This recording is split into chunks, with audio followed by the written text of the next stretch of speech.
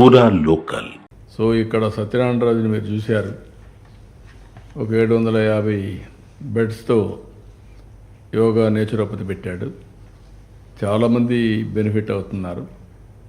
ఇలాంటివన్నీ కూడా ఉపయోగించుకుంది. మేము ఎప్పుడో ఎన్టీఆర్ ఉన్నప్పుడే యోగా పరిషత్ పెట్టాం. అది ఇప్పుడు తెలంగాణకి వెళ్ళింది, బాగా జరుగుతుంది అక్కడ. అలాంటి ఏ విధంగా చేయాలని కూడా ఆలోచిస్తున్నాం.